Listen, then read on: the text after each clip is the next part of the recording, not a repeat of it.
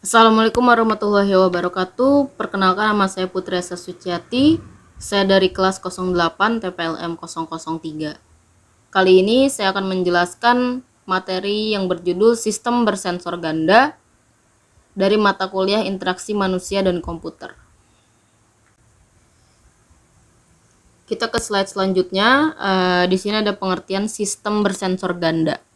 Sistem multisensor merupakan sistem yang menggunakan lebih dari satu channel sensor dalam interaksinya. Penggunaan saluran sensor secara bersamaan akan meningkatkan bandwidth interaksi antara manusia dan komputer, sehingga membuat interaksi manusia dan komputer menjadi seperti interaksi manusia dan lingkungannya. Maksudnya di sini adalah namanya juga sistem bersensor ganda, berarti kan lebih dari satu. Dan berarti kan bersensor ini secara bersamaan ini tuh akan meningkatkan kecepatan nih antara interaksi antara manusia dan komputer. Jadinya bisa dikatakan interaksi antara manusia dan komputer itu bisa dikatakan sejajar dengan interaksi antara manusia dan lingkungannya. Secepat antara interaksi manusia dengan lingkungannya. Next, usable sensory input. Ini adalah sensor yang digunakan, itu ada 5, itu berkenaan dengan penglihatan atau visual. Yang kedua ada suara atau sound. Yang ketiga ada pendengaran atau hearing. Yang keempat ada rasa atau taste. Yang kelima ada bau atau smell. Jadi ini adalah 5 sensor input yang digunakan dalam sistem sensor ganda ini. Next, multimodal dan multimedia system. Multimodal system dikembangkan untuk mengambil keuntungan atas indera alami manusia dengan menggunakan lebih dari satu indera. Multimedia system menggunakan sejumlah media yang berbeda untuk mengkomunikasikan informasi, yaitu sound, video, teks, grafik, dan animasi. Jadi ada 5 yang digunakan multimedia system untuk mengkomunikasikan informasi. Jadi ya sound bisa dibilang untuk mengkomunikasikan informasi, karena kan sound itu kan suara. Jadi secara contohnya adalah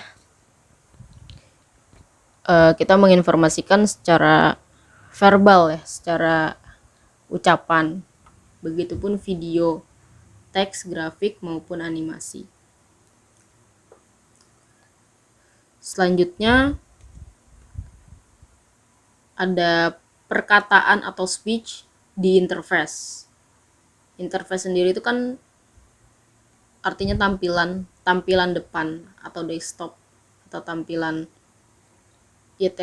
desktop, berguna ketika keadaan tangan si pembicara sibuk, ingin adanya mobilitas, mata si pembicara harus memperhatikan sesuatu, kondisi yang tidak memungkinkan penggunaan keyboard.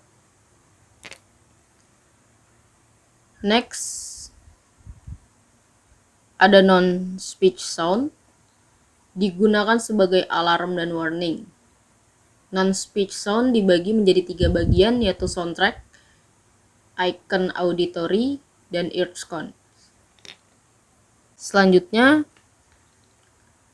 ada pengenalan tulisan tangan atau handwriting recognition.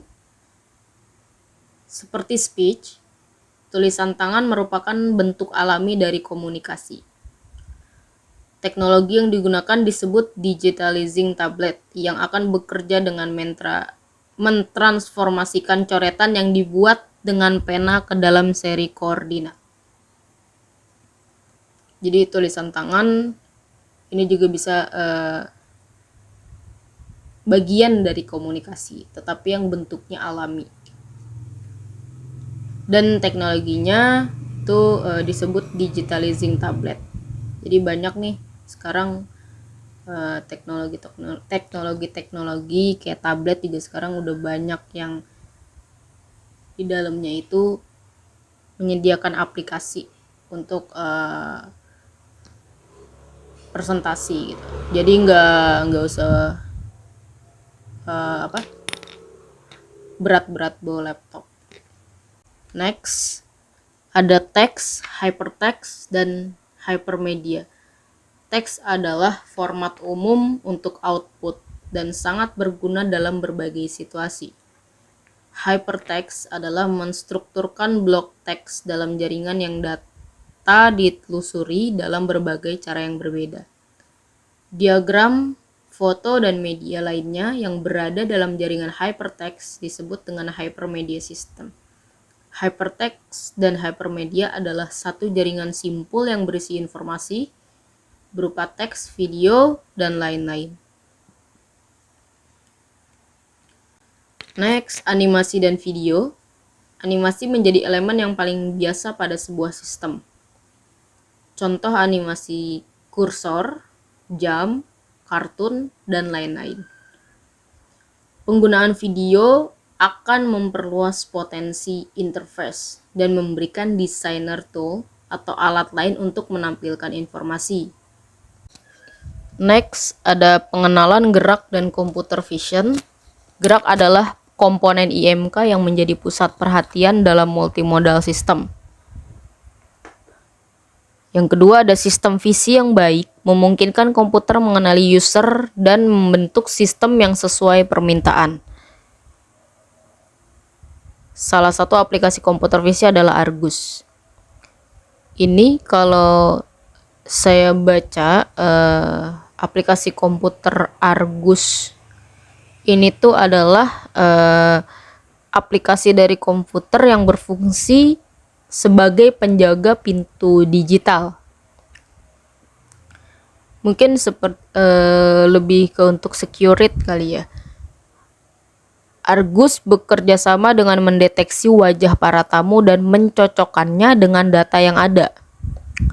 Argus bekerja secara otomatis. Jika wajah yang akan memasuki pintu tidak dikenal, maka pintu tidak akan terbuka, kecuali sistem keamanan telah diberi perintah terlebih dahulu.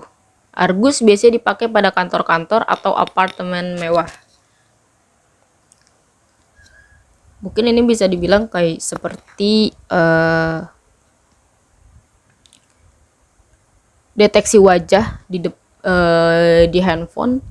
Itu mungkin bisa dikatakan sebagai aplikasi Argus. Jadi nggak hanya mungkin yang di kantor-kantor seperti ya mungkin ada beberapa kantor yang dia mempunyai ruangan khusus, terus yang bisa masuk di ruangan tersebut hanya orang-orang tertentu saja. Dan kalau misalnya nih mau masuk ke ruangan tersebut, itu mereka security itu dengan mendeteksi wajah gitu. Mendeteksi wajah. Jadi tidak bisa sembarangan orang masuk. Mungkin itu sih yang saya tangkap dari pengertian aplikasi Argus ini. Karena kan di sini jelas sebagai penjaga pintu digital, jadi sebagai pintu awal. Dan jika bukan orangnya, setelah dideteksi nih ternyata bukan orangnya, karena kan di dalam sebelumnya itu sistem Argus ini sudah diberi data nih. Jadi kalau misalnya tidak dikenal maka tidak akan bisa untuk masuk ke area tersebut. Itu sih yang bisa saya tangkap kalau dari pengertian aplikasi Argus.